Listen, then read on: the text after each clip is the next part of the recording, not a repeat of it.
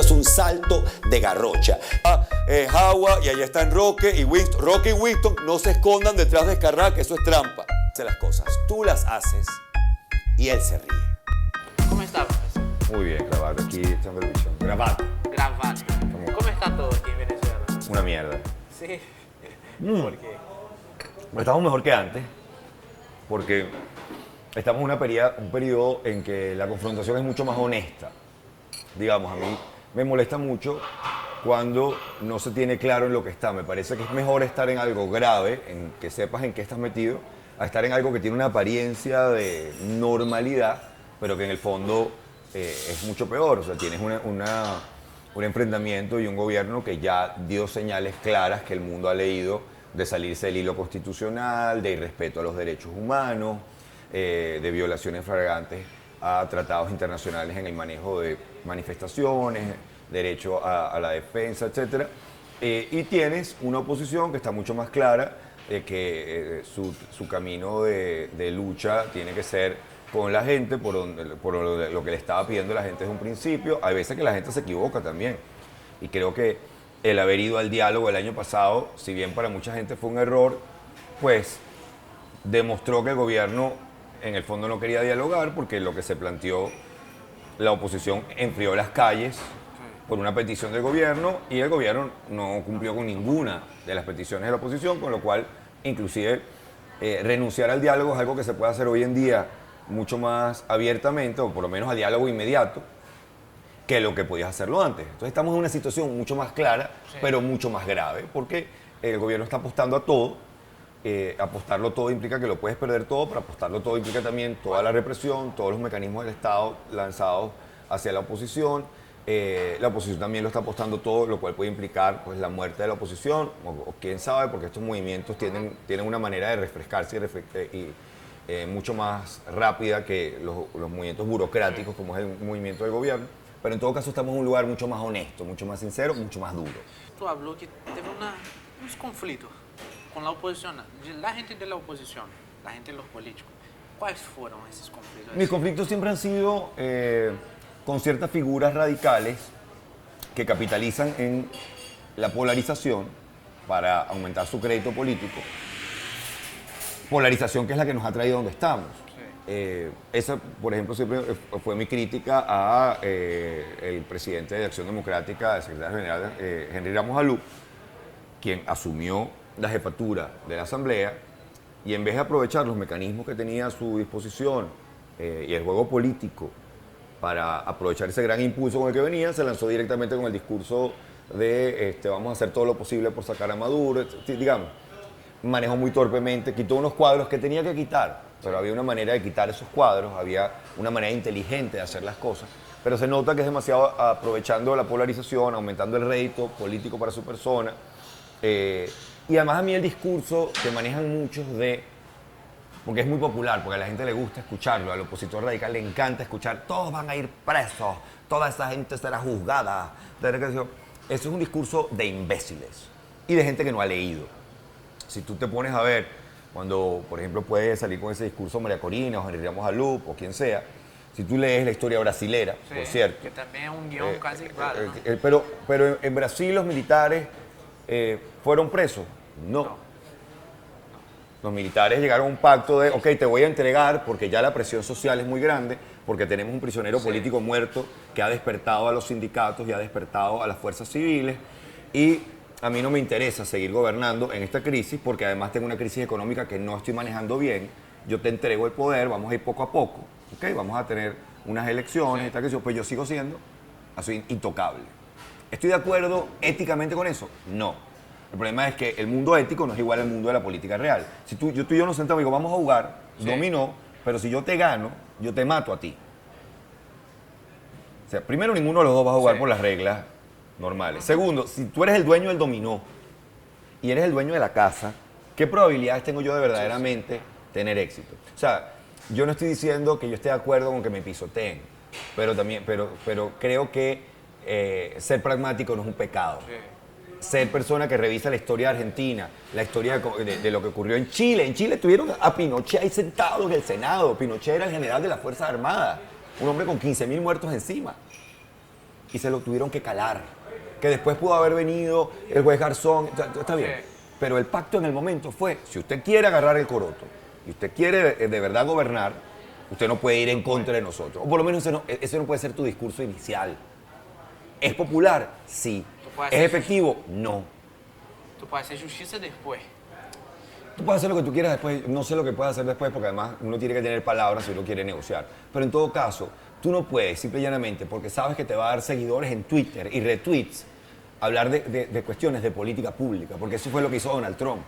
Y ahora está atrapado en su discurso. Tú dices que tú vas a construir un muro y lo van a pagar los mexicanos. Ahora estás diciendo, bueno, después quizás... O sea, el problema es que no podemos seguir haciendo política como si fuera un concurso, un programa, un reality show. En el reality show los guionistas terminan el programa del domingo, se ponen a ver qué ocurrió en Twitter. Ah, mira, a la gente le gustó esto, a la gente le gustó esto, a la gente no le gusta este personaje, lo vamos a sacar.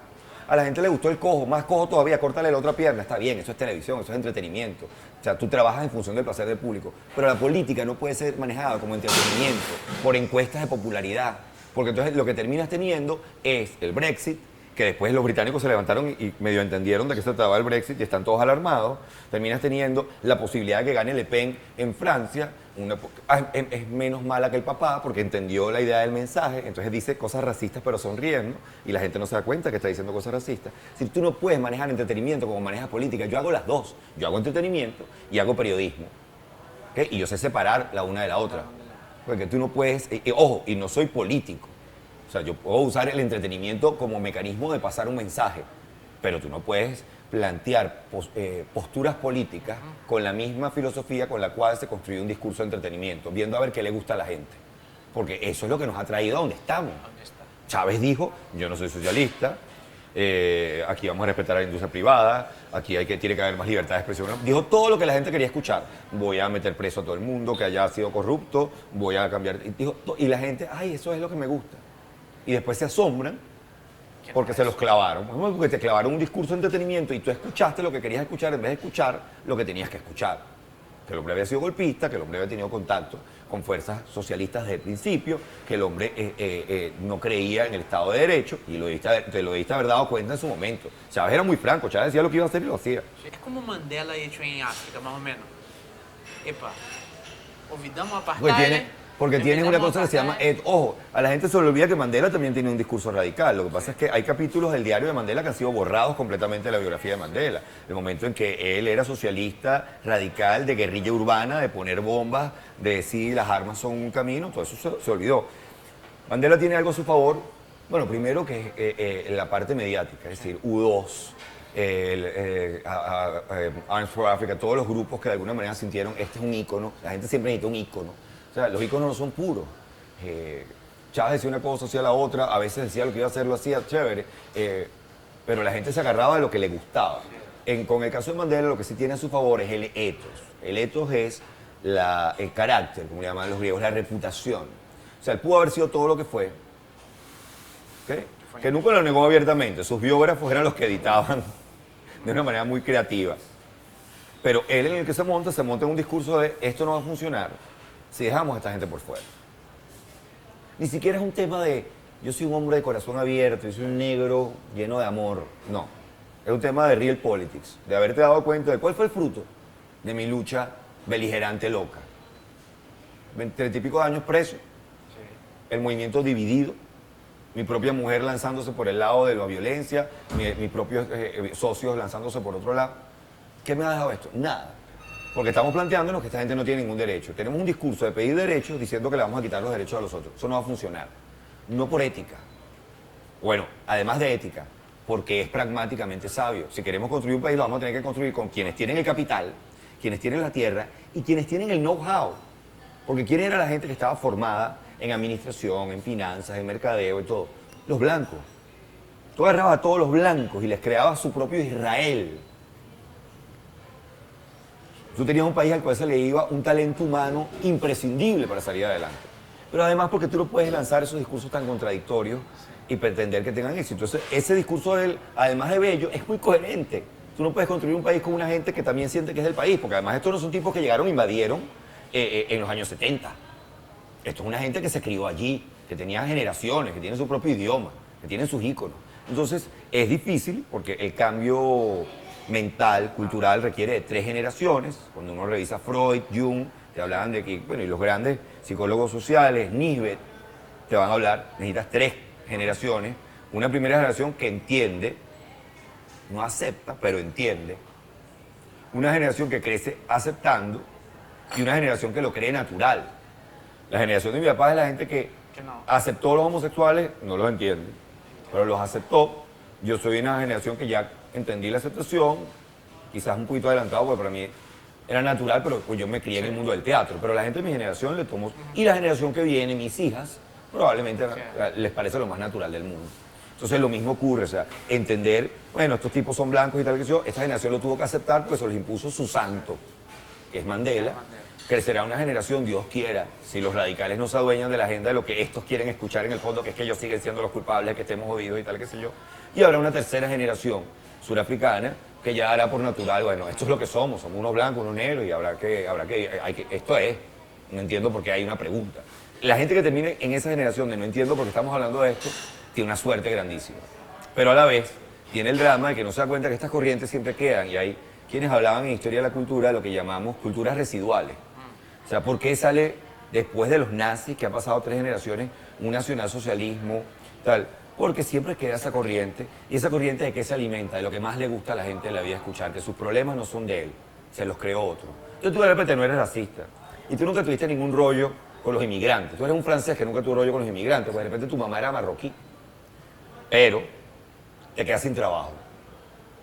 ¿Quién es el culpable? La economía, yo que voté por este tipo, ¿verdad? No, es el inmigrante. Ah, ok, despierta eso, que era un pequeño virus que tú tenías, que tú habías... Pero ahí está, despierta y se alimenta. De nuevo, volvemos al drama de gente utilizando el recurso de lo que la gente quiere escuchar para lo que hay que hacer con el país, que generalmente no es lo que la gente quiere escuchar. La gente no quiere escuchar que hay que subir las edades de pensionados o alterar completamente el sistema de salud pública porque es insostenible. ¿Okay? La gente no quiere escuchar eso.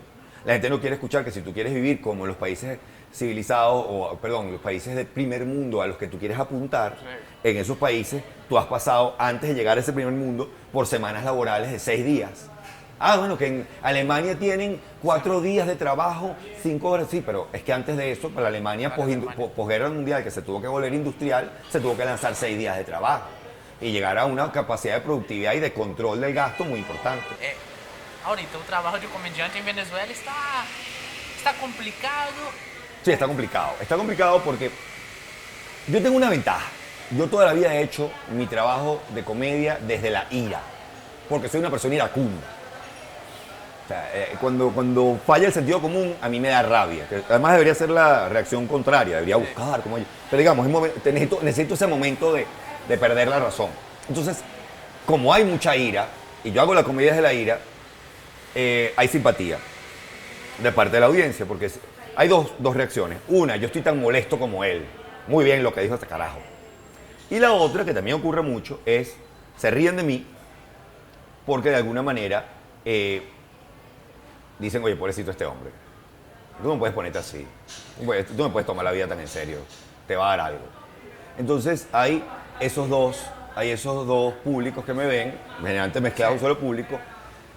Yo hago comedia política en Reporte Semanal. Hago muy poco de política en la radio, porque mi programa en la radio es entretenimiento. Sin embargo, me gusta asomarme a la realidad antes de comenzar el programa y decir, miren, esto es lo que está pasando, y busco algún ángulo, o editorialoso, o de humor. Y finalmente hay un espacio que es el del stand-up, que la gente jura que yo voy a hacer mucha política. Pero yo generalmente en el stand-up trato de hablar simplemente de lo que está a mi alrededor, de la forma como usamos el lenguaje, de la idiotez, de lo políticamente correcto, porque todo el mundo se va a ofender. O sea, hablo de los homosexuales, no humor homofóbico, sino de lo loco que es la homofobia. Sí, toco temas políticos, pero diría más grandes, ¿no? El transexual, la homofobia, el bullying. Yo estoy a favor de los bullies, les puedo explicar por qué. Sí, entonces, toco espinas y de vez en cuando tiro un chiste político, pues la gente sabe mi postura. Pero es difícil porque tienes menos espacios, menos teatros. Yo ya no me puedo presentar en ningún teatro del gobierno hace 10 años, o de alcaldías o lo que sea. Tienes menos espacios abiertos, canales a los que ya no puedes ir, obviamente, ni siquiera hablar de tu show. Te lo hace difícil, pero yo siempre encuentro los medios, y yo tengo una ventaja que no tienen los políticos. Yo tengo una profesión. O sea, a mí me quitan todo y yo puedo dar clases. Yo puedo dar clases en la universidad, como doy, o doy oratoria individual, que es lo que me sacó de alguna manera de la universidad y me permitió salir a buscar otros trabajos. El drama de nuestros políticos es que son políticos y no tienen... Mi abuelo fue embajador, mi abuelo era médico. Mi abuelo cuando había una dictadura renunciaba, sacaba el estetoscopio y vivía. Tenía una opción. Y tenía otra opción. Pero se hace difícil por eso, por la parcialización política.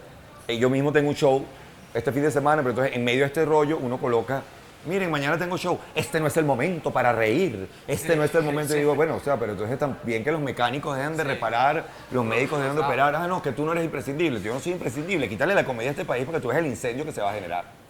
O sea, eso es lo que puede pasar. Professor, e tu tem una mensagem para Venezuela hoje? Hoy, pase lo que pase, el país en el que vamos a vivir nos va a incluir a prácticamente todos los que estamos ahorita en este país. Eso es algo que no se nos debe olvidar. Es decir, estamos pensando que cuando tal se van a ir todos, o a estos hay que demolerlos, como dice el chavismo hacia la oposición. Esa gente va a seguir existiendo, esos estudiantes descontentos no van a volver, además menos después de que les ha caído a bomba lacrimógena, etc. No van a volver contigo, esa gente va a seguir siendo oposición. El chavismo va a seguir siendo, o sea, estudia el peronismo. Perón se cayó y todavía estamos hablando de peronismo. Además, hay tantos peronismos como cristianismo, es increíble. Eso no va a desaparecer. O sea, cualquiera que sea la propuesta de país, tiene que incluir a prácticamente todos. De repente uno o dos se van a tener que ir. Está bien, pero no se pueden ir todos. Todos los que no piensan como tú no se pueden ir. Eso no va a ocurrir. Entonces, estoy de acuerdo en mantenernos plantados en las calles, radicales en nuestra postura pacífica, pero muy fuerte de cuál es nuestra postura en el gobierno. Estoy de acuerdo en que el gobierno es un gobierno que fue electo. Pero ambos tienen que saber que el país que va a surgir de esta crisis tiene que incluirlos a todos. Entonces, el que muestre el proyecto de país donde puedan vivir prácticamente todos los que están viviendo en este país ahorita, mejor que lo que están viviendo ahorita, es el que verdaderamente nos va a arrastrar a todos. Que es donde está fracasando el gobierno. O sea, pues ya va a mostrarnos el mismo país en el que ya ha sido demostrado que no podemos vivir todos. Pero los discursos radicales, complacientes con el pequeño maldito que todos tenemos adentro, no producen los cambios sociales y políticos que nosotros necesitamos. Lo produce la conciencia de que el país en el que vamos a vivir surja del parto sangriento o democrático, electoral o de convulsión social. Que surja es un país que tiene que poder incluir a la gran mayoría de los que estamos ahorita aquí. Y eso incluye gente que no piensa como tú. O sea, no pierdas eso de vista. Porque nuestro problema ahorita no es hablar de los que piensan como nosotros. Es hablar de aquellos que no están de acuerdo con nosotros. Y mostrarles que en el fondo queremos lo mismo. Queremos vivir mejor. Punto. Eso es todo. Muchísimas gracias por venir. Gracias a ti, Gravato.